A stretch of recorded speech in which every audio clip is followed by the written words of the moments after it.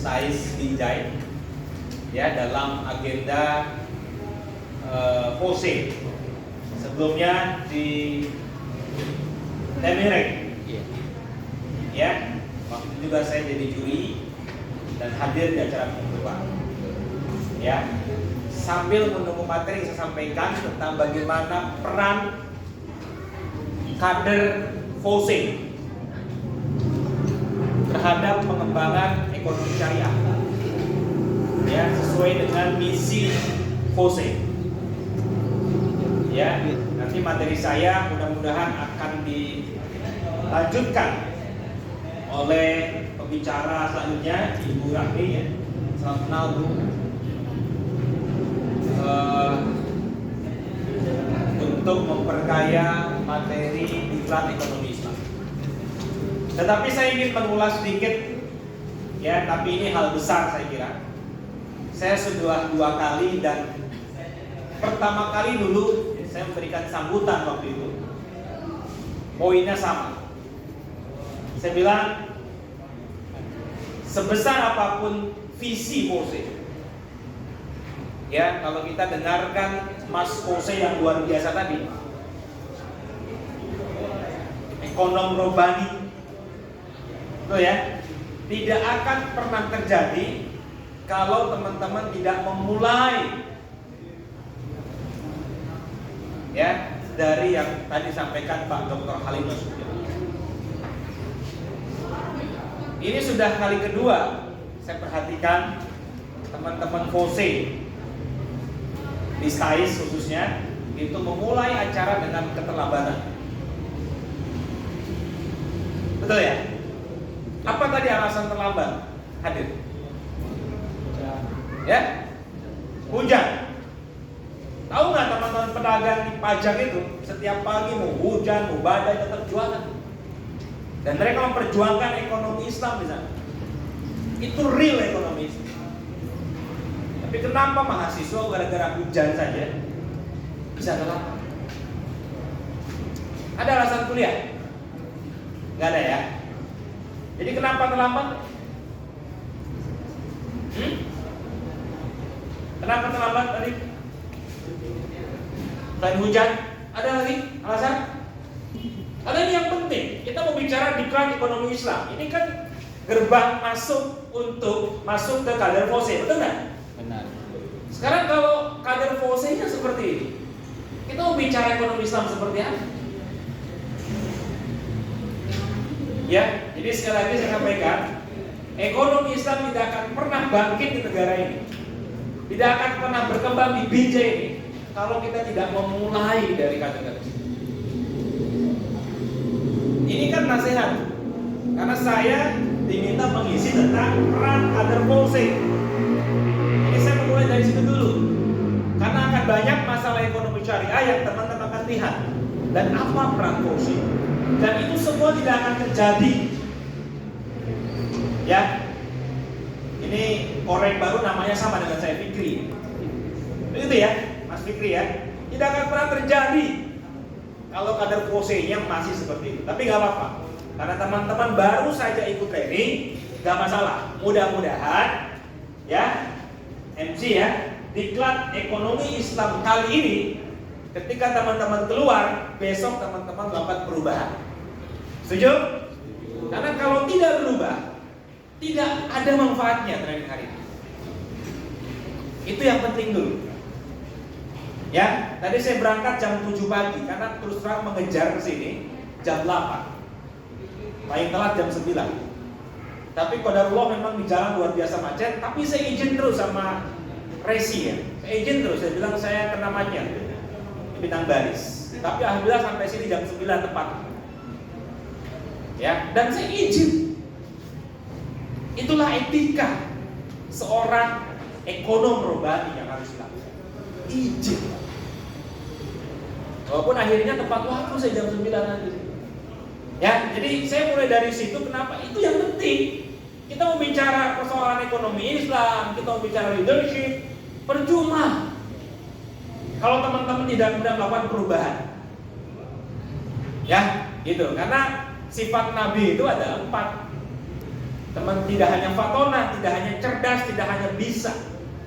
Kalau masalah cerdas, teman-teman mau materinya ada di YouTube. Saya sudah rekam untuk Fose Subagul.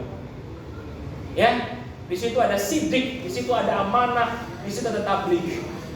Tabligh, teman-teman adalah para tabligh, benar ya? Yang akan melakukan tabligh kan? Akan melakukan syiar ekonomi Islam. Kepada siapa? Minimal kepada teman-teman yang lain di kampus ini. Tahu nggak kenapa Nabi Muhammad itu punya pengaruh yang luar biasa? Karena leadershipnya Muhammad adalah teladan. Itulah integritas. Mana mungkin teman-teman menyampaikan ekonomi Islam itu begini Pak, begini. Lah, Anda saja kuliah tidak tepat waktu. Anda saja kuliah nilainya C semua. Gimana mau kita bicara ekonomi Islam? Oke teman-teman ya, jadi saya mulai dari situ. Oke, sudah masuk materinya. Jadi hari ini kita bicara peran kader Fose dalam membumikan ekonomi Islam. Apa sih perannya? Next. Oke. Jadi outline yang kita sampaikan 2 saja ke atas. Ya, karena waktunya saya kira tidak cukup. Ya, nanti akan ada materi yang lebih luar biasa lagi dari Ibu Rahmi dan kita akan sama-sama dengarkan. Ya, teman-teman fokus. Saya juga akan sampai selesai akan dengerin materinya Bu Rahmi. Ya. Yang pertama adalah peran kader Fose, di mana positioningnya. Yang kedua adalah kontraproduktif ekonomi syariah. Sehingga kita akan melihat bagaimana peran kita sebenarnya. Next. Baik teman-teman, supaya kita paham di mana posisi Fose, supaya kita tidak boleh beranggapan bahwa yang mengembangkan ekonomi Islam di Indonesia itu hanya Fose. Tidak. Oke, namanya pentahelix model. Jadi ada 4 paling tidak stakeholder di negara ini yang masing-masing punya tugas dan fungsi dan perannya untuk membangun dan mengembangkan ekonomi Islam. Saya mulai dari sini supaya Fose paham di mana posisinya. Oke, posisi yang pertama tentu saja yang paling berpengaruh, yang paling punya tanggung jawab, dan akan dipertanggungjawabkan nanti kepemimpinannya, yaitu adalah government, pemerintah. Pemerintahlah yang punya kewajiban untuk menjalankan ekonomi Islam di Indonesia. Paling tidak prinsip-prinsipnya sebagaimana tertuang dalam Undang-Undang Dasar 1945 pasal 33. Di situ betul-betul konsep ekonomi Islam. Ya, kalau teman-teman ikuti webinar 2 bulan lalu saya di Fose Subagul tentang bagaimana pengelolaan energi dan BBM waktu itu, saya sampaikan sederhana. Karena Indonesia sudah keluar dari konsep Undang-Undang 1945 pasal 33. Padahal disitulah ekonomi Islam sebenarnya. Sesuai dengan hadis yang mengatakan bahwa orang Islam itu berserikat dalam 3 perkara kan. Apa saja? Api, air, dan hutan. Jadi itu tidak boleh dikuasai swasta.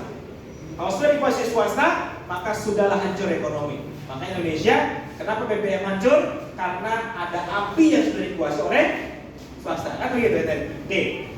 Jadi peran utama adalah pemerintah. Maka pemerintah sudah punya yang namanya Komite Nasional Ekonomi dan Keuangan Syariah. Dan sekarang dilanjutkan terus ke provinsi-provinsi, termasuk Provinsi Sumatera Utara. 2 bulan lalu sudah ada undangan untuk pembentukan KNEKD daerah. Disinilah keseriusan pemerintah untuk membangun ekonomi Islam, teman-teman. Kemudian pemerintah tentu tidak bisa sendirian, harus dibantu 3 stakeholder yang lain. Pertama ada akademisi. Nah, disinilah Fose ada. Ingat, Fose adalah bagian daripada stakeholder akademik. Teman-teman adalah mahasiswa.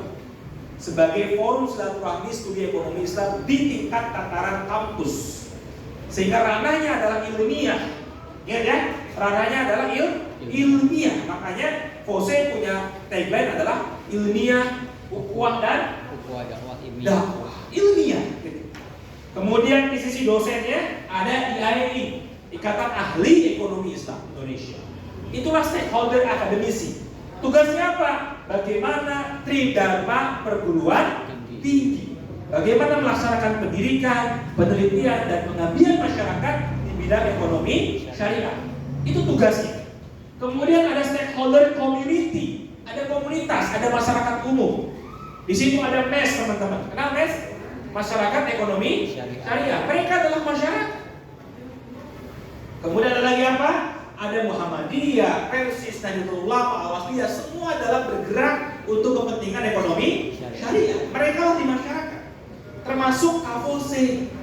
Karena Kavose sudah jadi alumni, maka bukan lagi akademisi, maka dia sudah menjadi gerakan masyarakat komunitas. Oke?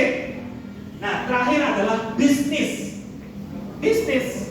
Maka perusahaan-perusahaan yang menggerakkan ekonomi syariah dari mulai keuangan syariah, perbankan syariah, dan sebagainya, termasuk pariwisata syariah, perusahaan-perusahaan yang bukan syariah pun, tetapi menggerakkan ekonomi syariah, tentu mereka punya kontribusi. Jadi teman-teman, di mana posisi Mose kalau begitu?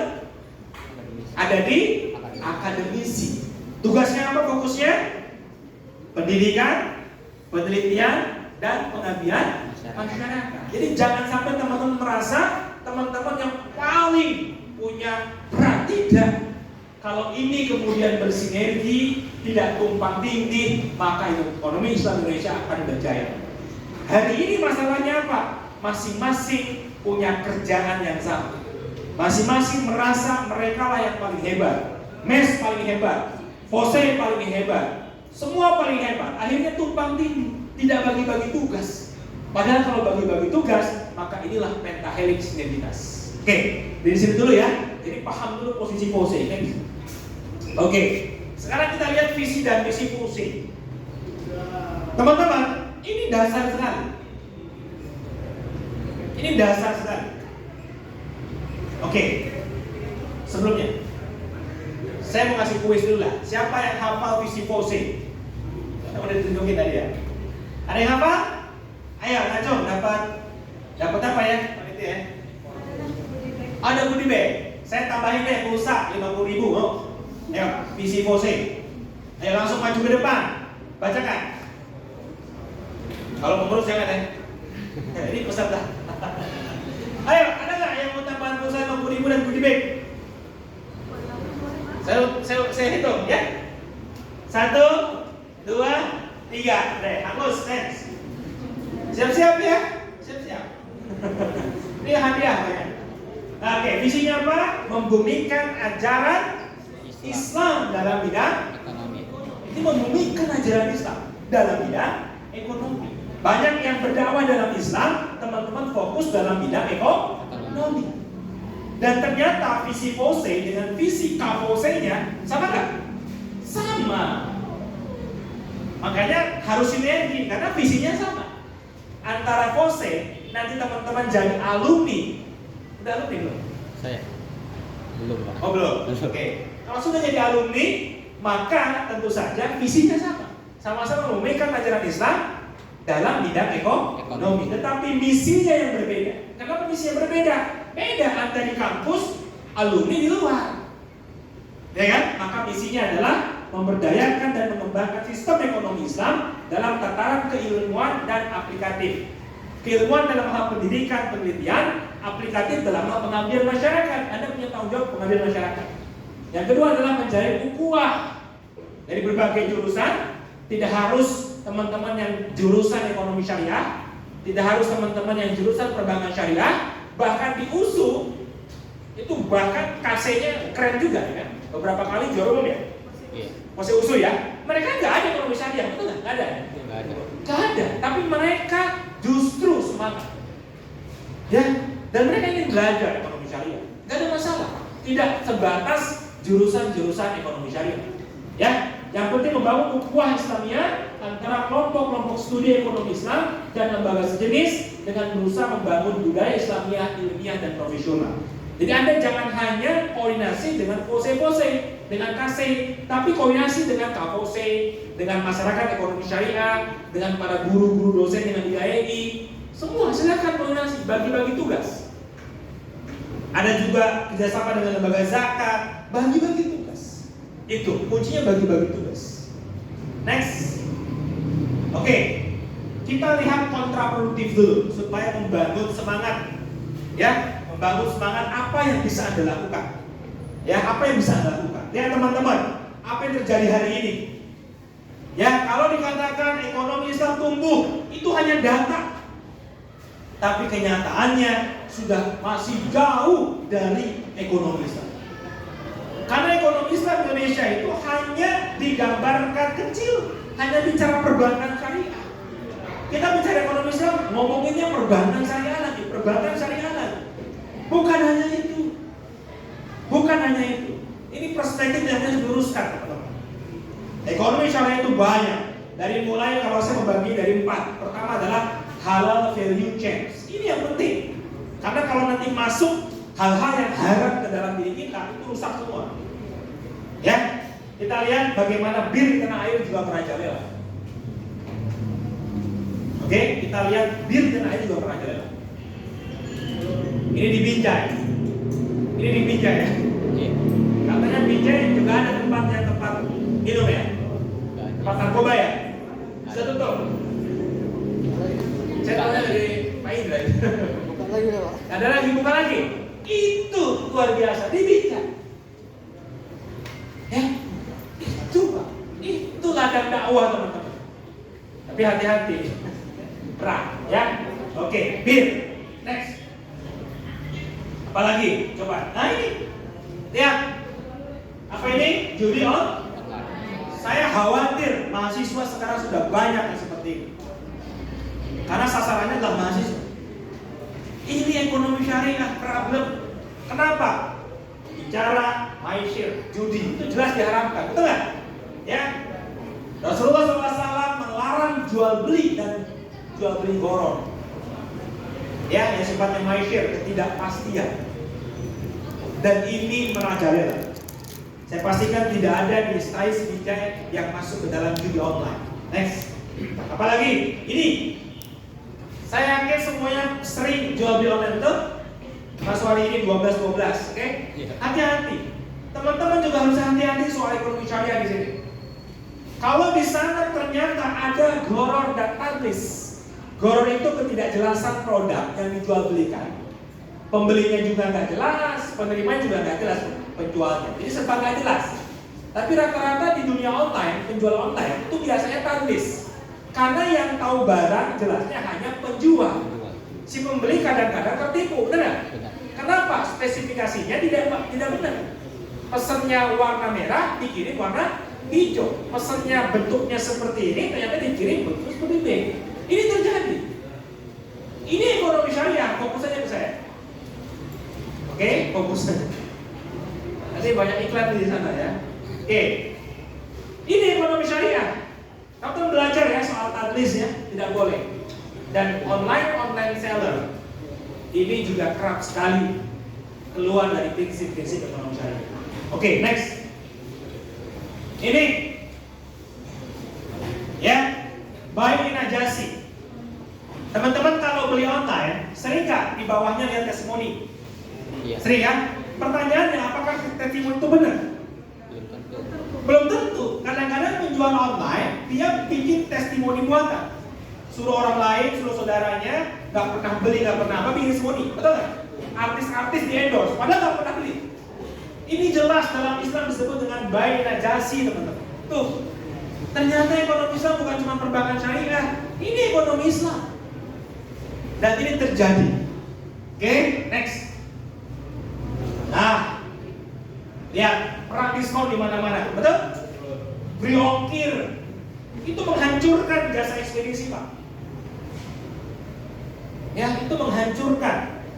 Jasa pengiriman juga butuh uang untuk memberikan gaji pada karyawannya. Ini free ongkir. Kemudian perang diskon di mana-mana. Sudah sangat kapitalis.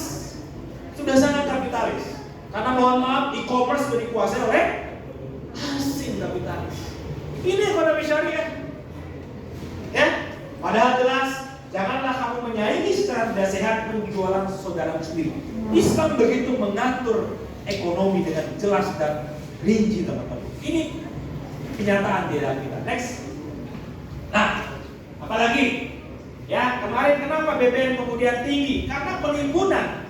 Padahal jelas timbun menimbun Islam sudah melarang. Ya, apa yang disebut dengan ihtikar. Ya, itu dalam hadis riwayat Muslim.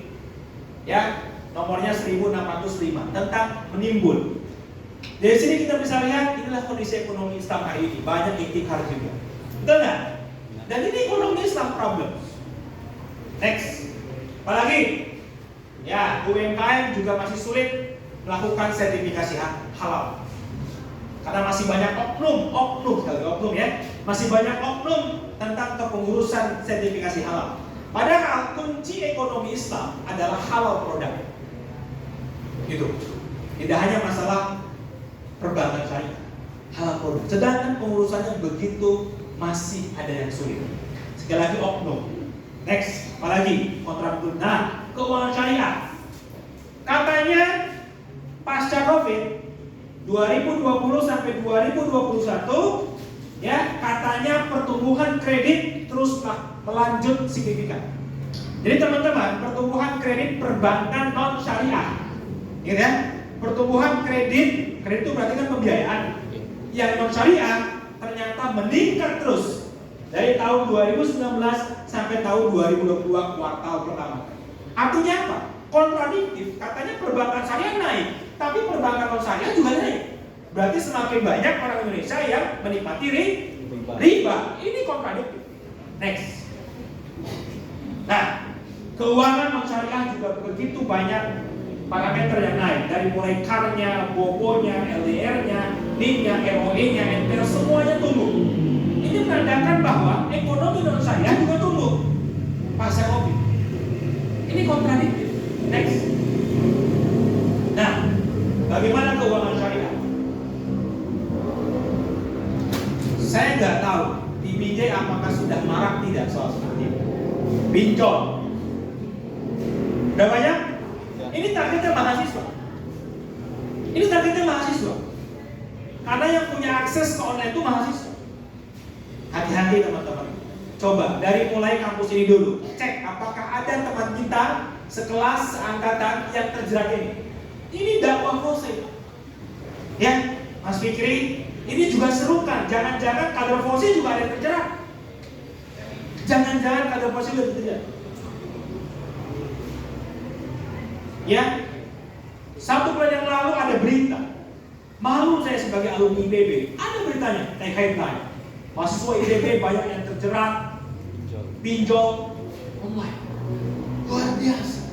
IPB yang dulu kita kenal Institut Pesantren Bogor, dulu kampus saya Pak. Sekarang muncul berita seperti itu kan sedih. Dan mungkin hanya sedikit saja, tapi karena masuk ke viral, ya akhirnya viral. Padahal mungkin hanya sebagian kecil. Hati-hati, jangan sampai saya dengar STAIS mahasiswanya banyak terjerat pinjaman online Bu ya. Nah gitu.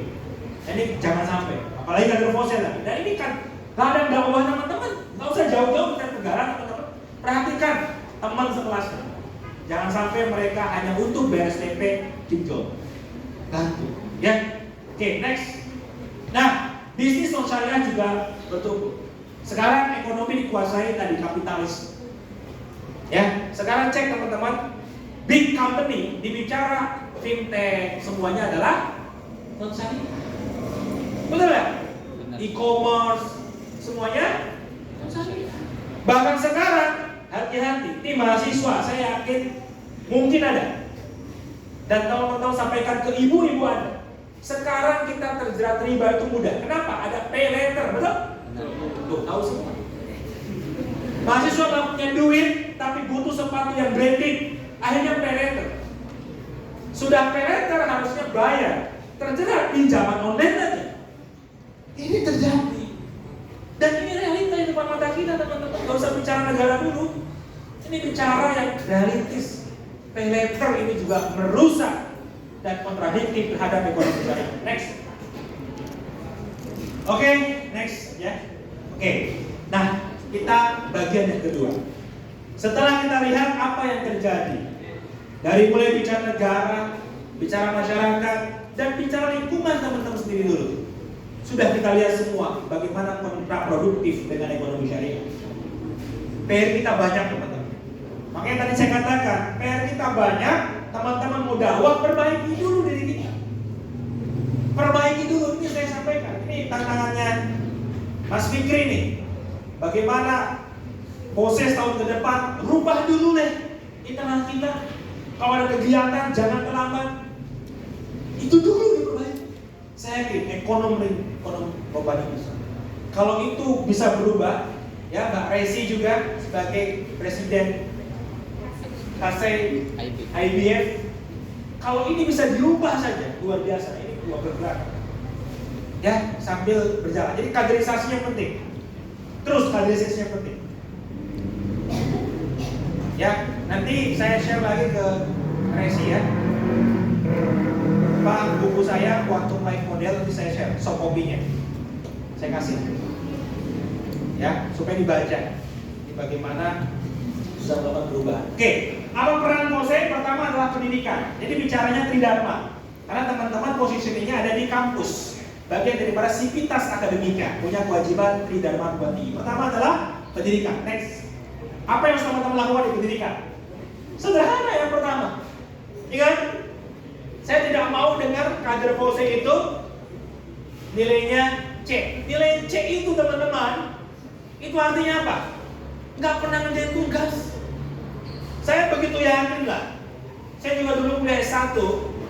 Kalau ngerjain tugas rajin, masuknya rajin, saya yakin nggak mungkin C, benar nggak? Minimal D. Tapi kalau sampai C Bu ya, ini pasti malas ya Bu. Betul kan Bu ya? Itu pasti malas. Jadi jangan sampai teman-teman aktif di organisasi meninggalkan tugas yang utama. Jangan. Saya dulu aktif organisasi teman-teman. Saya ketua senat, ya saya ketua nasional tukang demo. Tapi saya lulus dengan tepat waktu dan alhamdulillah lulusan terbaik IPB Fakultas Teknologi Pertanian 2009. Artinya apa? Ya kita buktikan dulu. Karena tugas Anda sebagai kader Kose adalah melulus. Anda mau ngomong apapun ke dalam masyarakat, lalu ditanya, Anda gimana kuliahnya? Gak bener, gak akan didengerin. Gak akan didengerin. Jadi Anda beresin dulu proses persoalan itu. Manajemen waktunya sudah ya. Jadi pastikan Anda kuliah dengan tuntas dan lulus dengan baik. Lulus dengan tuntas dulu. Jadilah sarjana ekonomi Islam. Jadilah sarjana-sarjana lain yang siap untuk mengemban amanah. Next. Nah ini. Jadi Kose tentu punya peran karena ada informasi dan pengetahuan yang mungkin tidak didapatkan di kelas. Apalagi teman-teman yang bukan jurusannya ekonomi syariah. Maka teman-teman Kose punya tugas dan fungsi yang besar untuk melakukan informasi, sharing, kebaruan, pengetahuan tentang isu-isu di bidang ekonomi syariah. Dan sekali lagi dimulai dari karakter. Ini saudara tulis ya. Jadi tidak hanya ilmu, tapi karakter. Maka pembinaan-pembinaan seperti ini di ekonomi Islam. Setelah itu apa? Sekolah ya. Setelah itu sekolah ekonomi Islam. Setelah itu tingkat lagi. Kalau mau jadi seperti Mas Tiki apa? Kose Development Training. Ini sudah berubah. Seperti dulu ya. Jadi itu adalah peran untuk meningkatkan karakter dan keilmuan. Maka masuklah Kose teman-teman. Beruntunglah masuk ke Kose. Ya ini Pak Indra juga sebenarnya mahasiswa ekonomi syariah di sini. Tapi kelas eksekutif. Nah saya ajak supaya ikut juga nanti. Jadi anggota Kose ya diterima ya. Nah diterima. Ya Pak Indra ya. Ya ini masuk ekonomi syariah. Next. Oke. Yang kedua adalah penelitian. Apa yang bisa teman-teman lakukan? Ya, kalau bisa bersinergi dengan alumninya, dengan DIY, dengan dosen. Apa saja? Next. Nah ini. Ketika teman-teman penelitian dan magang, disitulah tempat teman-teman untuk betul-betul mendakwahkan syariah. Maka, menurut saya, teman-teman lebih baik penelitian dan magang itu tidak melulu di lembaga-lembaga syariah. Saya dulu kuliah S3 ekonomi syariah di UIN. Saya penelitian di sebuah perusahaan yang belum syariah. Sempat mau ditolak, tapi saya sampaikan, kalau UIN terus-menerus penelitian itu di tempat-tempat syariah, terus di mana kita harus punya dakwah untuk non syariah? Maka alhamdulillah diterima dan sekarang sudah mulai bergerak UIN ke non syariah, sudah non syariah. Jadi teman-teman, penelitian magang sebaiknya bukan lagi di tempat-tempat bank syariah dan sebagainya. Udah bosan lah. Teman-teman justru mendakwahkan bagaimana melakukan problem solving. Kenapa ya belum syariah? Lalu teman-teman berikan masukan tentang ekonomi syariah di sini. Oke, next. Nah, literasi dan publikasi ilmiah. Teman-teman tentu tidak bisa melakukan publikasi sendiri kecuali jurnal dari FOSE. Itu kan jurnal, ya jurnal-jurnal antar pihak ya. Jurnal yang benar di mana? Maka kolaborasi dengan dosennya. Silakan kolaborasi dengan alumninya. Banyak juga alumni akademisi. Silakan melakukan kolaborasi. Jadi FOSE harus melakukan yang namanya kegiatan literasi dan publikasi ilmiah. Itu wajib harus jadi programnya FOSE. Tapi kerjasama. Kalau sambil latihan nggak apa-apa, bikin jurnal di masing-masing KC-nya. Next. Oke, ini sebentar lagi. Oke, ini juga penting. Memang kita harus selesai dengan internal teman-teman. Tapi teman-teman juga punya fungsi yang besar. Karena hanya mahasiswa yang masih mau didengar teman-teman. Sebagai agent of change tadi. Maka teman-teman jangan apa ya? Jangan tidak peduli. Jangan mikirin diri sendiri. Jangan kuliah doang. Jangan penelitian doang, teman-teman punya kewajiban dan diminta suaranya untuk mensuarakan tentang kebijakan pemerintah terhadap ekonomi syariah. Sekarang teman-teman berani tidak beraudiensi dengan wali kota Binjai untuk bicara ekonomi syariah? Harus berani, tapi yang ilmiah. Karena FOSE dasarnya ada ilmiah. Beda dong sama demo-demo lain. Jangan demo. Kalau demo itu sebenarnya tidak ilmiah. Yang bagus itu apa? Audiensi, menyampaikan pendapat, undang seminar, undang diskusi publik, undang di satu ruangan. Itu lebih elegan daripada teman-teman capek-capek demo. Bukan tidak boleh. Demo itu jalan terakhir. Saya dulu juga memimpin demo. Demo itu jalan terakhir kalau diskusi tidak selesai. Tapi sebagai FOSE saya kira gerakan adalah gerakan ilmiah. Undang wali kota Binjai, kita bicara tentang ekonomi syariah di sini, tentang bir, tentang narkoba, tentang macam-macam di sini bicara, tentang judi online. Silakan Anda undang. Ya, ini tugas Anda. Karena kalau bukan mahasiswa, saya yakin mungkin gak ada yang ngurusin ini. Mumpung masih mahasiswa. Karena mahasiswa boleh masih salah ya, boleh salah. Kalau jadi dosen nggak boleh salah lagi ngomong kan gitu ya. Next. Nah, terakhir teman-teman, pengabdian masyarakat. Nah, ini saya sudah tawarkan ke Mas Fikri ya. Next, apa saja? Nah, ini. Teman-teman, jangan salah. Ekonomi syariah justru dibangun dari rumah tangga. Banyak ibu-ibu di Binjai yang dia nggak ngerti bagaimana belanja, bagaimana bertransaksi secara syariah, benar nggak? Bagaimana mengelola keuangan syariah. Keuangan syariah itu apa? Konkretnya dari sekian juta pendapatan, maka dia harus alokasikan dulu zakatnya. Kalau nggak sampai asnaf, nggak sampai 6,25 juta, alokasikan sedekahnya. Itu pengelolaan ekonomi Islam. Dan itu peran ibu rumah tangga.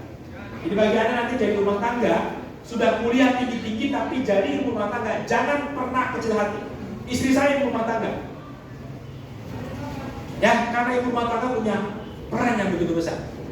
Karena Nabi pun mencontohkan, mau jadi istri pengusaha ada Siti Khadijah, mau jadi istri yang top murni ibu rumah tangga sejati ada Siti Aisyah. Betul? Next, ini penting penyuluhan ekonomi Islam kepada ibu rumah tangga. Boleh dilakukan positif. Pembinaan masyarakat dalam muamalah. Nah, ini juga sama. Ya, kemarin saya dorong, dong BBM naik. Di mana fungsi FOSE mengkaji? Sekarang isu-isu yang lain. FOSE harus segera menangkap ketika ada isu masyarakat yang berkembang, apalagi yang bermasalah dengan ekonomi muamalah. Maka FOSE harus betul-betul bisa menangkap dan cepat untuk kemudian mengkaji. Ada isu apa hari ini? Coba, ada isu apa hari ini? Kalau bicara muamalah. Ayo, ada isu apa hari ini yang belum dibahas oleh FOSE? Kemarin kenaikan BBM. Sekarang ada isu apa? Ya? Nah, KUHP, silakan Anda cek. Apakah di situ ada konsep-konsep ekonomi syariah? Apakah yang namanya misalkan satu lahan pertanian? Ya, ini kebetulan saya juga di kuliah lagi di Magister Hukum. Jadi harus belajar KUHP. Apakah sesuai dengan ekonomi syariah ketika misalkan ada satu lahan pertanian milik petani A, ada satu lagi milik petani B, lalu kemudian akhirnya si hewan punya petani A itu masuk ke lahan itu, lalu harus diadukan. Ini kan bicara muamalah ekonomi. Nah, Anda coba kaji apakah KUHP yang baru itu ada tidak hal-hal yang kemudian berpengaruh terhadap pelaksanaan ekonomi syariah. Silakan, itu isu. Next. Nah, UMKM. Coba di BJ kan ada UMKM, ada Ikatan Pengusaha Muslim Indonesia, IPMI Binjai.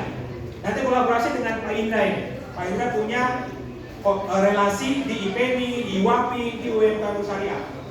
Ya, 3 minggu lalu kita diundang ya dengan komunitas UMKM di Binjai. Khusus Bu, itu adalah ibu-ibu rumah tangga yang korban KDRT di Binjai. 3 minggu lalu kami diundang untuk bicara tentang pelatihan UMKM. Ternyata ada. Itu teman-teman bisa masuk sebagai mentoring, pendamping, supaya UMKM kita betul-betul melaksanakan bisnis syariah. Bikin kelompok-kelompok. Saya tantang kemarin Mas Fikri. Bikin kelompok-kelompok dikasih kaset, lalu akan saya hubungkan dengan UMKM syariah. Ketepatan saya juga ketua Koperasi UMKM Syariah Sumatera Utara. Silakan. UMKM butuh pendamping dari mahasiswa. Kan teman-teman yang hebat, yang punya ilmu. Bikin kelompok-kelompok setiap kaset, nanti saya hubungkan satu UMKM sekian orang satu kelompok. Kaset ini bisa. Ya, silakan. Anda belajar juga, dapat sertifikat sebagai kampus belajar, ya kan? Anda juga punya kontribusi. Next. Nah, ini investasi syariah juga harus digerakkan. Teman-teman harus digerakkan mahasiswa yang lain untuk berinvestasi yang syariah. Jangan ke yang non syariah. Ya, tahun lalu saya diundang oleh KC mana itu untuk bicara tentang saham syariah. Silakan Anda bikin seminar gerakan untuk saham syariah. Next. Nah, ini juga. Dulu fosenya zamannya Azmi, Mas Azmi itu juga kerjasama dengan IZI sebagai agen zakat. Lanjutkan. Silakan Anda kerjasama dengan FOS, ya, Forum Lembaga Zakat dengan Pak Sulaiman dan kawan-kawan. Jadi teman-teman kader FOSE itu harus menjadi agen-agen kampanye zakat. Ya, teman-teman bisa jadi freelancer amilin. Teman-teman menggerakkan ekonomi, menggerakkan zakat, infak sedekah. Mungkin teman-teman juga bisa dapat hak amilinnya. Tapi yang tadi saya katakan, coba deh cek dulu teman-teman, ada nggak yang kesulitan bayar SPP, lalu bikin pinjol. Maka bikinlah gerakan kerjasama dengan FOS untuk gerakan dari FOSE untuk FOSE. Teman-teman coba menggerakkan masyarakat luas, pengusaha-pengusaha untuk bayar zakat ke FOSE, ke nomor rekening virtual FOSE, kerjasama dengan IZI misalkan. Lalu jangan terus apa? Teman-teman tawarkan program. Programnya apa Pak? Beasiswa kader FOSE yang berprestasi yang tidak mampu. Membebaskan korban-korban pinjol mahasiswa kader FOSE. Itu saja programnya. Lalu kemudian berdakwah untuk ekonomi syariah. Lalu kemudian kerjasamakan dengan IZI, masuk ke rekening unit pengelola zakatnya FOSE, dan teman-teman bagi dari FOSE ke FOSE. Akhirnya apa? Teman-teman menggerakkan zakat, tapi untuk FOSE sendiri, untuk membebaskan yang tadi. Silakan cari zakat kemana-mana, ke pengusaha, pemerintah, segala macam. Termasuk kami para alumni. Silakan. Ya, next, ini mungkin terakhir. Nah, ini teman-teman. Sekarang di SMA, saya mau tanya, ada nggak pelajaran ekonomi syariah? Di SMA Islam deh, ada nggak? Apa? Ekonomi. Di sekolah madrasah Sudah nggak ada lagi kan? Itu masalah kita. Akhirnya apa? Dari SD sampai SMA kita dicocoki oleh apa? Teori ekonomi kapitalis. Apa itu ekonomi? Mencari yang sebanyak-banyaknya dengan modal yang kecil-kecil Kecilnya. Benar nggak? Dari SMP sampai SMA kita lulus, kita dicocoki dengan teori itu, benar? Benar. Teori apa itu? Teori apa? Kapitalis. Iya, nama pengarangnya apa itu ya? Benar nggak? Definisi ekonomi adalah mencari keuntungan sebesar-besarnya dengan modal yang sekecil. Kecil. Itu kan kapitalis. Dan masalahnya sekarang kurikulum sudah tidak ada. Teman-teman bisa melakukan yang namanya KOSE, gospel diperbanyak, sedikit baris. Paling tidak tempat teman-teman masuk ke SMA Islam. Siapa kami jadi pengajar? Minimal sebulan sekali kami ngajar, kasih aja kelas 2 jam untuk anak-anak, untuk mengkanter, menyaingi tadi brainwash ekonomi kapitalis. Ini penting. Dan baik lagi, yang bisa melaksanakan adalah mahasiswa. Sekalian teman-teman magang, dapat sertifikat, dapat kampus belajar. Kan begitu? Next. Ya, sudah. Baik, itu adalah sekali lagi kesimpulannya apa? Di situ peran FOSE di mana? Ingat teman-teman tidak sendirian bagi-bagi tugas. Teman-teman lebih kepada visi-misinya adalah ilmiah sebagai akademisi. Yang kedua, lihat kontraproduktif hari ini ekonomi syariah. Jangan hanya berpikir ekonomi syariah dari sisi keuangan syariah, banyak halal syariah, bisnis syariah, keuangan rumah tangga syariah. Ya, yang terakhir adalah apa peran teman-teman dari Dharma Tuhan ini, pendidikan, penelitian dan pengabdian masyarakat. Terima kasih, mudah-mudahan tidak berlebihan, ya, mudah-mudahan bermanfaat. Dan kalau ada yang kata-kata salah dan menyinggung, mohon maaf, mohon dimaafkan. Terima kasih. Assalamualaikum warahmatullahi wabarakatuh. Oke, sekali lagi beri tepuk tangan yang meriah untuk pemateri hebat kita pada dini hari. Beliau mengatakan bahwasanya peran kita sebagai kader FOSE itu adalah di dalam ranah akademisi, di mana nantinya kita akan melakukan di bidang pendidikan, penelitian dan juga